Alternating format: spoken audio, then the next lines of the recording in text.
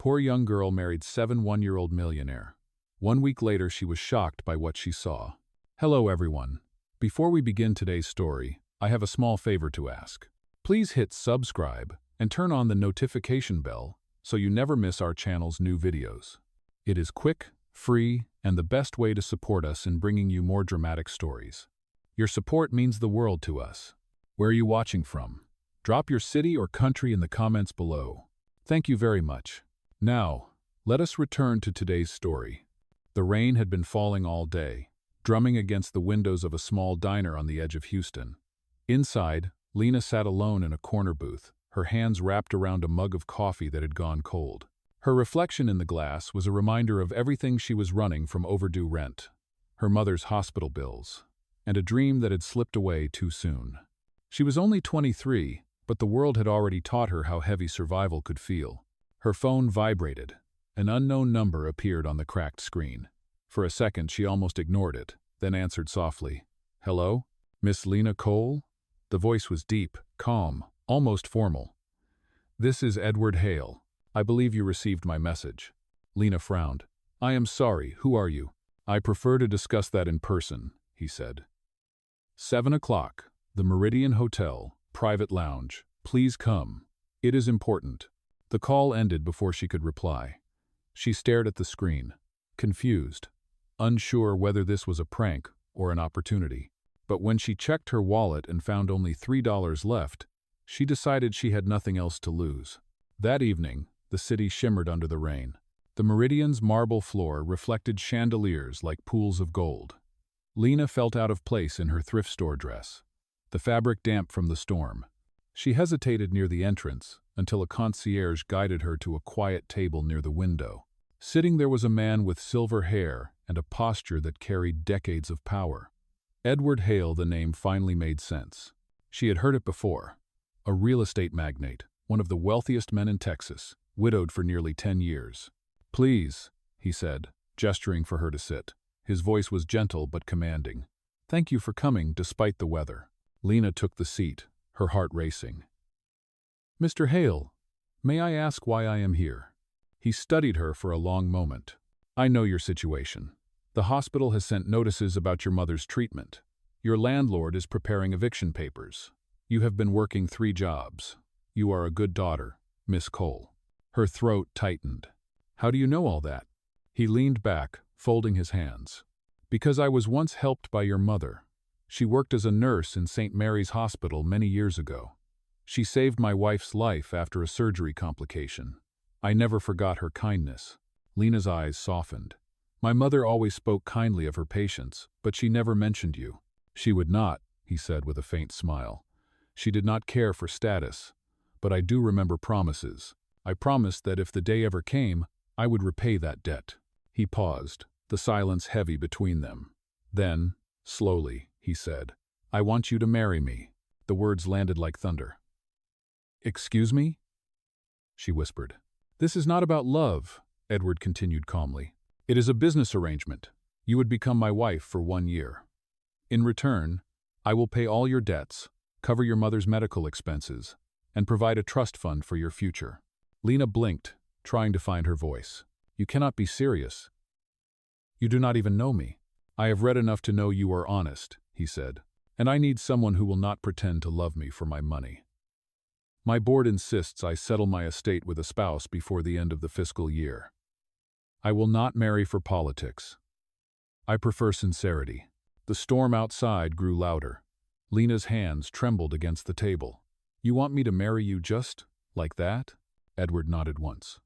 "Think of it as a contract. 1 year, then freedom. You will never owe me anything." For a long time she sat in silence, the ticking of the grandfather clock echoing in her chest.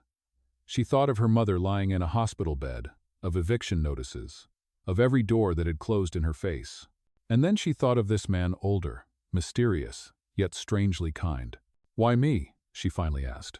"Because you remind me that honesty still exists," he said quietly. "And because sometimes, Miss Cole, a contract can save 2 lives. Oh." The rain eased, but inside the lounge, Lena's world had just changed forever. The following morning, sunlight spilled across the small apartment that Lena still called home. Boxes were stacked by the wall, reminders of rent she could no longer pay. She sat at the kitchen table, staring at the single piece of paper Edward Hale's assistant had sent overnight, a formal contract printed on thick ivory paper.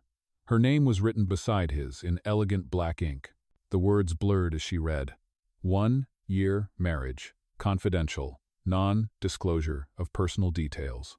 All financial responsibilities covered by Edward Hale. The legal phrases felt cold, distant, and yet terrifyingly real. Her hands trembled. Every line whispered both rescue and surrender. A knock sounded on the door. It was her landlord. "Lena, I am sorry, but I cannot wait another week. The new tenant is moving in tomorrow." His tone was firm but not cruel. She nodded, unable to speak, and handed over the keys. The moment he left, the apartment seemed smaller, emptier, as if every dream she had tried to build there was dissolving into dust. That night, she visited her mother at St. Mary's Hospital. Machines hummed softly beside the bed. Her mother's once strong hands looked fragile now, pale against the white sheets. Lena adjusted the blanket and whispered, "Mom, I might have found a way to help. Please, hold on a little longer." Her mother stirred faintly, eyes half open. "You always find a way, sweetheart," she murmured before slipping back into sleep. Those quiet words sealed Lena's decision. The next evening, she stood once more at the Meridian Hotel, this time wearing the only decent dress she owned. The rain had stopped, leaving the air cool and clean. Edward waited at the same table, reading documents. When he looked up, his expression softened. "You came back," he said. "I did," she replied quietly. "I have conditions of my own." His brows lifted, amused. "Then let us hear them." Lena straightened her shoulders. "If I agree to this marriage, I want no one to be hurt. My mother's care must continue without her knowing why. And when the year ends, I walk away free, without owing you anything." Edward nodded slowly. "That was always part of the arrangement." He slid the contract toward her and placed an antique fountain pen beside it. "You may read every line again. There is no rush." "Ah." She hesitated, the pen heavy in her hand. "You are sure about this?" "I am a businessman, Miss Cole. I know the value of clarity." The clock ticked once, twice, before she pressed the nib to paper and signed her name. For a moment, silence filled the room. Edward leaned back, studying her with something almost like admiration. Welcome to a very unusual partnership. 2 days later, the wedding took place inside a small courthouse on the west side of Houston. No flowers, no music, just the low hum of fluorescent lights and the steady voice of a clerk reading vows. Lena wore a simple white dress borrowed from a friend. Edward, in a tailored gray suit, looked every bit the man who once ruled boardrooms. When the clerk pronounced them husband and wife, Lena felt a chill run through her spine. She expected embarrassment, but what came instead was a strange mix of relief and disbelief, as if she had stepped into a play she had never rehearsed. Outside, the world moved on. A black car waited at the curb, driven by Edward's assistant, Mr. Lawson. As they pulled away, the courthouse disappeared behind sheets of drizzle. "Where are we going?" Lena asked softly. "To your new home," Edward said without turning. The drive lasted nearly an hour, winding through oak-lined streets and private gates, until they reached an estate that looked like a painting-wide lawns, marble columns, and windows glowing with amber light. The Hale Manor. Inside, the house smelled faintly of cedar and old books. Portraits lined the hallway faces of a life she could not begin to understand. The staff greeted them politely, but with guarded eyes. She could feel their judgment, the quiet disbelief that such a young woman now wore the title Mrs. Hale. Edward turned to her. "This is your room," he said, opening a door to a spacious suite overlooking the garden. "You will find everything you need. Dinner is at 7. Formal attire is preferred." "Oh." Lena stepped inside, her shoes sinking into thick carpet.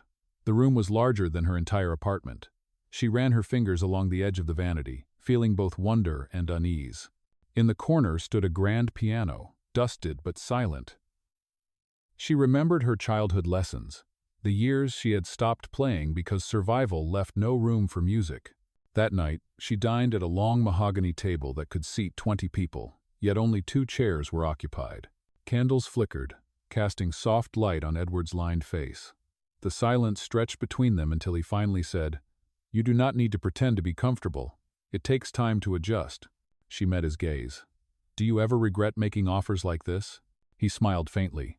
"Regret is a luxury, Mrs. Hale. I have learned to live with trade-offs." Her name, Mrs. Hale, sounded foreign, almost borrowed. But as she lifted her glass and took a sip of water, she told herself she would honor her side of the bargain with dignity. Outside, thunder rolled once more, distant and low. The first night of her new life had begun. Days passed inside the Hale estate like hours measured in quiet footsteps and ticking clocks. Each morning, sunlight crept through lace curtains, brushing over marble floors that gleamed like ice. Lena followed a schedule prepared by Edward's assistant: breakfast at 8, language lessons at 10, etiquette training at noon. Every detail of her new life had been written into the contract, down to the hour she was expected to appear in public by his side. Still, the rules were clear and strangely comforting. No romantic involvement, no interference with his business, no discussion of private matters beyond what the press needed to know. The agreement felt like a cage built of politeness and gold. Edward remained distant but courteous.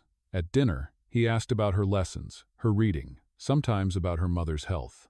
His tone was measured, almost fatherly, and she sensed he avoided anything that might feel like emotion. On the third evening, Lena found a sealed envelope on her vanity. Inside were 5 lines typed neatly. Charity Gala. The Brooks Foundation. Saturday night. Attendance required. Formal gown will be provided. At the bottom, Edward had written in his own hand, "Please remember to smile, even when you do not want to." Saturday came quickly. In her room, a team of stylists arrived with dresses shimmering like water. She stood before the mirror as they worked, her hair swept into an elegant bun, her lips painted a soft rose. When she looked up, she barely recognized herself. Downstairs, Edward waited near the grand staircase, dressed in a black tuxedo that fit him like time itself. He offered his arm with quiet ceremony. "Ready, Mrs. Hale?" Lena nodded, though her heart pounded. "As ready as I will ever be." The ballroom at the Brooks Foundation was a cathedral of light and music. Crystal chandeliers spilled warmth across rows of guests in evening gowns and tailored suits. Cameras flashed, champagne shimmered, and conversations buzzed like electricity. As they entered, whispers followed them, the old billionaire and his young wife. She heard fragments of gossip drifting through the crowd. Gold digger. Arrangement. Pity. Marriage. Each word stung like a spark, but she lifted her chin and smiled as he had asked. When a reporter approached with a microphone, Edward leaned closer. "Remember, politeness first, honesty second." The reporter's question came sharp and practiced. "Mrs. Hale, many are curious. Was this marriage about love or about money?" Lena froze. Her instinct was to walk away, but something inside her rebelled.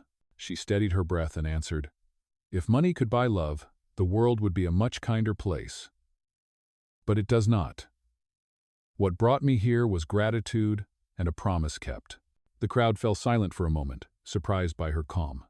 Edward's expression did not change, yet his eyes softened with the faintest hint of pride. Later that night, back at the estate, Lena stood on the balcony overlooking the garden. The air was cool, scented with rain and jasmine. Edward joined her quietly, holding 2 cups of tea. "You handled yourself well," he said. "You turned mockery into grace.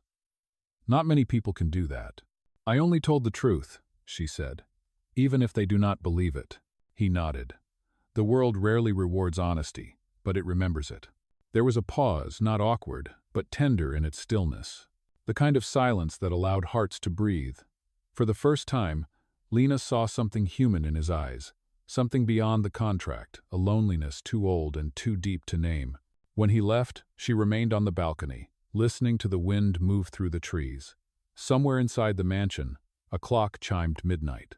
She thought of her mother's smile, the hospital's quiet halls, the dream she had traded for stability. Yet tonight, under a sky heavy with stars, she realized the contract was beginning to feel less like a transaction and more like a test of who she truly was.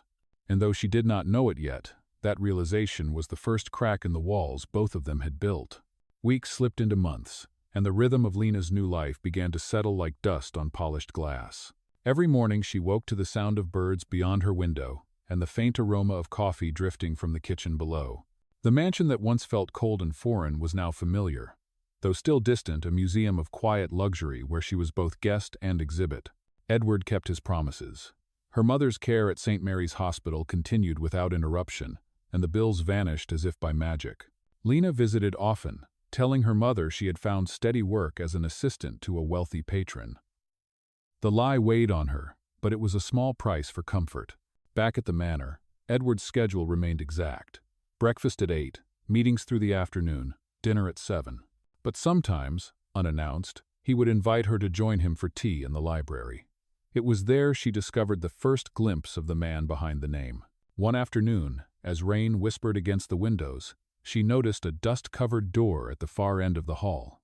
Curiosity tugged at her. Inside, she found a small art studio canvases leaned against the wall, half-finished portraits hidden beneath sheets. The air smelled of oil, paint, and time. She brushed dust from one frame and froze.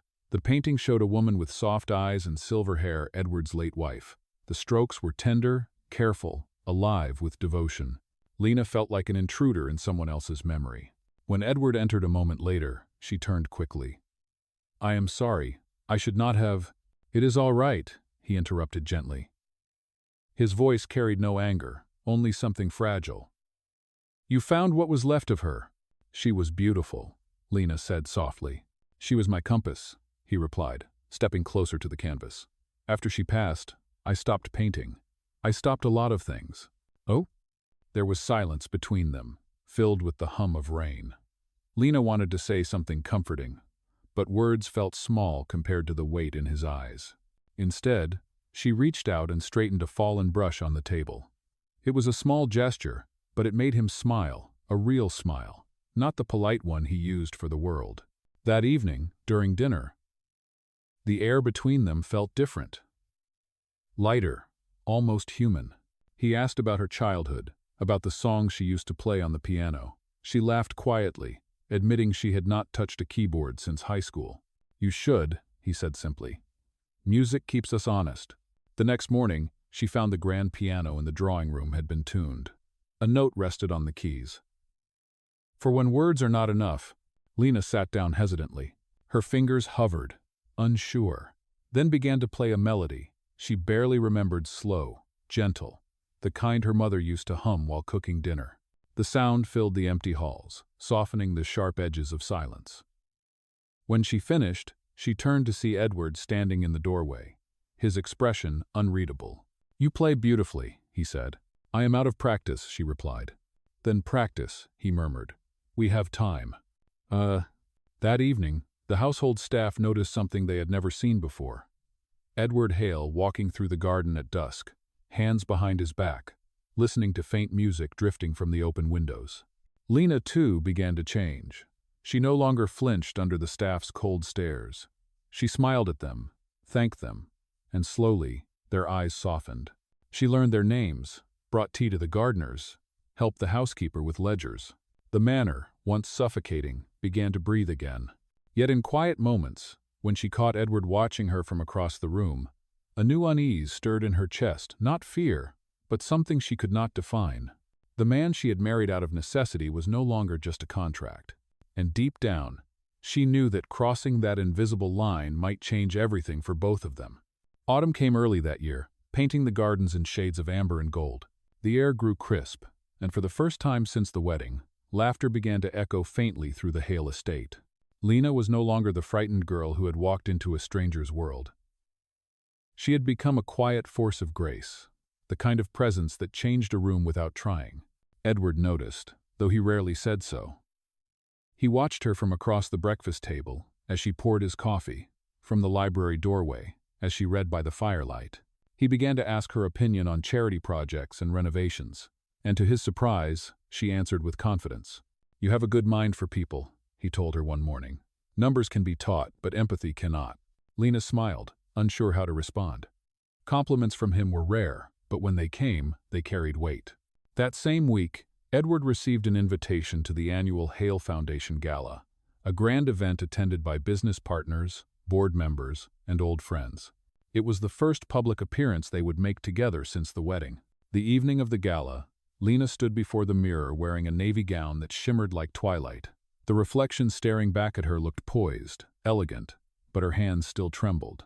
"You do not belong here," a voice whispered in her mind. Edward appeared in the doorway, straightening his cufflinks. "You look stunning," he said simply. Then, as if sensing her nerves, he added, "Just be yourself. They will see what I see." The ballroom was a sea of glittering lights and polite conversations. As they entered, photographers turned, and the whispers began again, the old rumor about the billionaire and his young wife. Lena held her head high and smiled, just as he had taught her. When a business associate approached, Edward introduced her without hesitation. "This is my wife, Lena. She has been instrumental in organizing our foundation's education program." Oh, the man looked surprised but offered his hand. For the first time, Lena was not just a name on his arm, she was a partner. Midway through the evening, a woman approached, elegant, confident, her voice smooth with familiarity. "Edward, it has been ages. You must introduce me to your lovely wife." Lena sensed the pause, the unspoken judgment beneath the smile. She extended her hand politely. "It is a pleasure to meet you." The woman's eyes lingered on her dress, her ring, her youth. "I imagine life has become comfortable."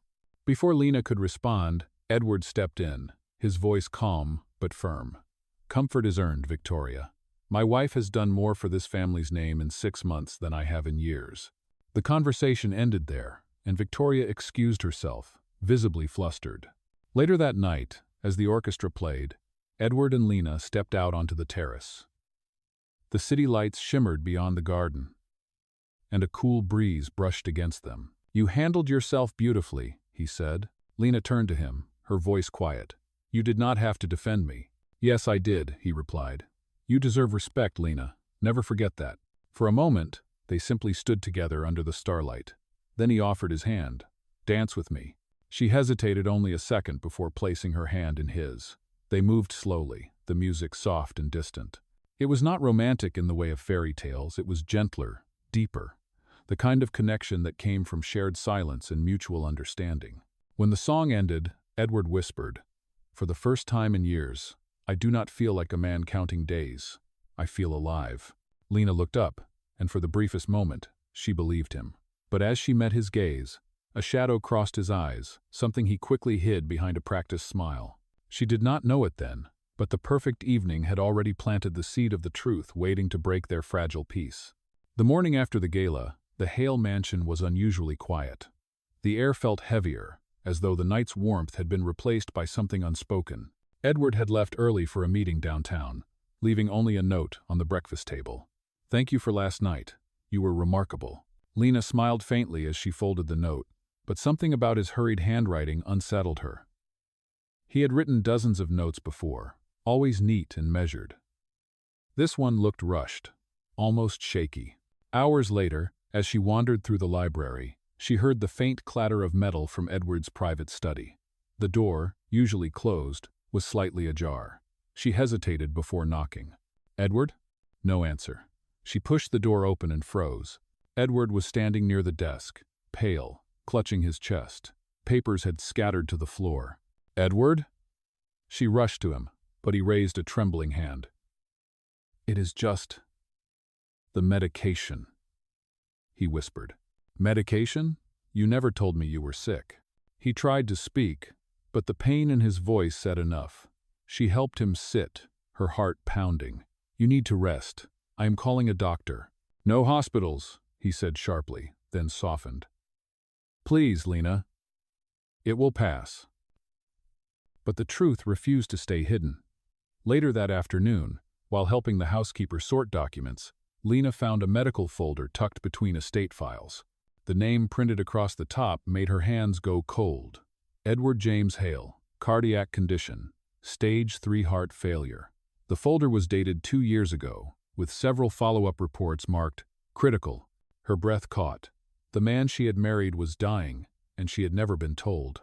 That evening, she confronted him. He was sitting by the fire, reading as if nothing had happened. "Why did you not tell me?" she demanded. He looked up slowly, his eyes calm but tired. "Because it was not your burden to carry." "I am your wife," she said. "Contract or not, I had a right to know." He sighed. "This arrangement was never meant to trap you, Lena. I wanted to secure my affairs, to leave something meaningful behind. You gave me dignity in my last chapter. That was enough." Tears burned her eyes.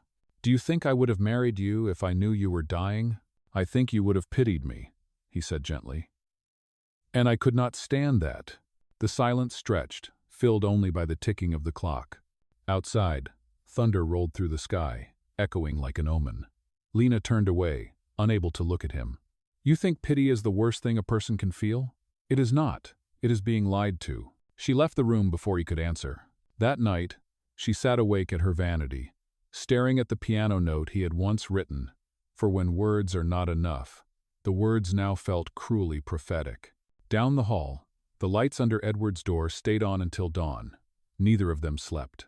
In the days that followed, their routine continued, but the rhythm had changed. Conversations were shorter, meals quieter.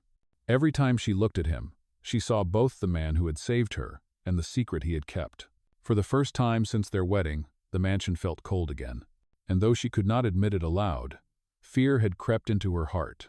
Fear not of losing comfort, but of losing him before she had the chance to tell him what she was beginning to feel. Winter arrived with gray skies and restless winds. The garden outside the Hale estate was bare now, branches stripped of color.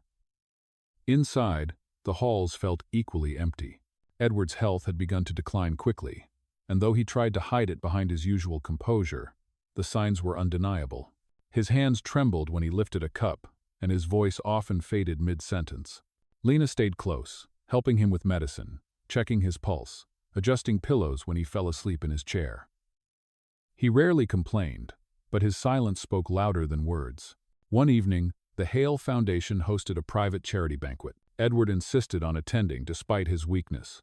"It is tradition," he said. "People need to see that I am still standing." Lena tried to protest, but he smiled faintly. "Let me hold on to my dignity, just for one more night." The ballroom glittered again with chandeliers and laughter, but Lena could feel the tension under the surface. As Edward gave his speech, his voice faltered. A murmur rippled through the crowd. Then, suddenly, he stopped speaking, clutching the podium for balance. "Edward!" Lena rushed forward just as he collapsed. Gasps filled the room. "Call an ambulance!" someone shouted, but Lena was already kneeling beside him. His face was ashen, his breathing shallow. "Stay with me," she whispered, pressing her hand over his. "Please, stay with me." He tried to speak, his lips trembling. "Lena, The words never finished. Within minutes, paramedics arrived and carried him out on a stretcher. Cameras flashed as reporters pushed through the doors, shouting questions. The headlines were "Instant Billionaire Collapses at Gala, Wife in Tears" by his side. At the hospital, Lena waited outside the emergency room, her dress stained with tears and makeup. Mr. Lawson, Edward's assistant, approached quietly. "The doctors are doing everything they can," he said. Hours passed. When the surgeon finally stepped out, his expression was grim. "He is stable for now, but his heart is failing. We will need to discuss long-term options." Lena sank into the nearest chair. Her hands shook, and for the first time, she felt the weight of everything, the contract, the lies, the loneliness that had brought them together. When she was allowed to see him, Edward was pale beneath the white hospital light. Machines beeped steadily beside him. She sat by his bedside and whispered, "You should have told me. I would have stayed anyway." His eyes opened weakly. "You already did," he murmured. A tear slipped down her cheek. "Then let me stay again. Not as your wife on paper, but as someone who cares." He smiled faintly. "You deserve more than a dying man, Lena." "I deserve the truth," she said. "And you." Before he could reply, a nurse entered to adjust his IV line. Lena stepped aside, clutching the chair for balance. In the hallway, she overheard two doctors talking in low voices, the transplant list, the limited time, the uncertainty. The words blurred together, but one thing was clear: Edward's days were numbered. That night, back at the mansion, Lena sat at the grand piano and played the song he had once asked for. The melody filled the house like a prayer, rising and falling through the empty corridors. When the final note faded, she whispered into the silence, "You are not alone anymore." It was both a promise and a plea, a vow that, no matter how the story ended, she would not let him face it in solitude. But outside, in the dark beyond the glass, another kind of storm was gathering, whispers about inheritance, a forged signature, and a lawyer who would soon test the truth of every word she had said. Snow began to fall the week Edward was moved back home. The mansion was quieter than ever, the hallways lined with the faint hum of medical equipment. Lena helped the nurses settle him into a room overlooking the garden, where the bare trees stood like ghosts of another life. He slept most of the day, waking only for brief moments, his strength fading with each passing hour. One afternoon, while sorting through paperwork for his charity foundation, Lena discovered a sealed envelope hidden in a desk drawer. It was addressed to her in Edward's handwriting. Inside was a short letter and a legal document, a transfer of ownership for the Hale Foundation, naming her as its director. The letter read simply, "If you are reading this, I am gone. Continue what we started. Kindness should outlive its maker." Her tears blurred the words. She went straight to Mr. Lawson, demanding answers. The man hesitated, guilt flickering across his face. "He made those arrangements weeks ago," he admitted. "He trusted you." But before Lena could respond, another man entered. Edward's lawyer, Mr. Graham. His tone was sharp. "That document cannot stand. There are allegations that it was signed under duress." "What allegations?" Lena asked, stunned. He set a folder on the table. "A board member has claimed you manipulated Mr. Hale for control of his estate." The accusation hit her like a blow. "That is a lie." Mr. Graham shrugged. "Perhaps. But the investigation will proceed." That night, Lena sat beside Edward's bed, watching him sleep. His breathing was shallow, his face pale beneath the soft glow of the lamp. "They are trying to destroy what you built," she whispered. "But I will not let them." "Oh?" His eyes fluttered open, faint but aware. "Lena," he said weakly, "promise me something." "Anything," she whispered. "Do not let fear make you small. Fight with grace." She nodded, tears slipping down her cheeks. "I promise." 2 days later, Edward passed away quietly in his sleep. The morning after his funeral, Lena walked into the foundation's office wearing black, her posture steady despite the whispers. Reporters waited outside, calling her names widow, opportunist, liar. She ignored them all and walked to the conference room, holding the letter in her hands. Before the board could speak, she placed the document on the table. "This was not about money," she said calmly. "It was about purpose. He believed in something, and I intend to protect it." Silence followed. Then, slowly, Mr. Lawson stood. "She is right," he said firmly. "Mr. Hale chose her. I witnessed it." The challenge dissolved. That night, Lena returned home to the empty mansion. She sat at the piano once more and began to play. The melody drifted through the house like a heartbeat, fragile but alive. And though grief weighed on her chest, she knew the music and his memory would guide her toward what came next. Spring returned slowly to Houston, softening the chill that had lingered since Edward's passing. The Hale estate, once heavy with silence, began to stir again. Workers restored the gardens, children's laughter echoed from charity events held on the lawn, and music returned to the grand hall where sorrow had once lived. Lena had kept her promise. As the new director of the Hale Foundation, she spent her days traveling between hospitals and schools, turning Edward's wealth into hope for others. Every project carried his name, not as a monument of power, but as a reminder of compassion. One morning, nearly a year after his death, Lena stood in front of the foundation's new music hall, the Hale Center for the Arts. A plaque near the entrance read, "Dedicated to the belief that kindness outlives its maker." She ran her fingers over the engraved words, the sunlight warming her face. Inside, a small concert was being prepared. Children practiced at pianos donated through the foundation, their laughter mixed with the soft melody of music filling the room. Among the instruments sat one she knew well, the same piano from the Hale estate, carefully restored, polished until it gleamed like new. A young girl tugged on her sleeve. "Miss Lena, will you play for us?" Lena smiled, shaking her head. "It has been a long time." "Please," the girl said softly. Mr. Hale would have liked it. The simplicity of that sentence caught her breath. Slowly, She sat at the piano bench, her fingers trembling as they touched the keys. For a moment, she hesitated, then began to play the same melody. Edward once heard the one that had filled the mansion on the night she promised he would not be alone. The notes rose through the hall, clear and bright. Every chord carried memory of rain-soaked nights, quiet dinners, and the man who had changed her life, not through wealth, but through kindness. When the song ended, the room erupted in applause. Lena smiled through tears. "Thank you," she whispered, though she was not sure if she was speaking to the audience or to him. Later, as she walked through the garden in full bloom, she paused beneath the willow tree where Edward had once watched the sunset. The air was warm, and a gentle breeze carried the scent of jasmine. She looked up and whispered, "You kept your promise. Now I am keeping mine." That, for the first time in a long while, her heart felt light, not because the pain had gone, but because love had turned into something lasting. As the sun dipped low, its golden light spilling across the garden, Lena smiled. The girl who once married for survival had discovered that true wealth was not written in contracts or numbers, but in every life touched by kindness. And in that moment, she knew his story, and hers, had finally found peace.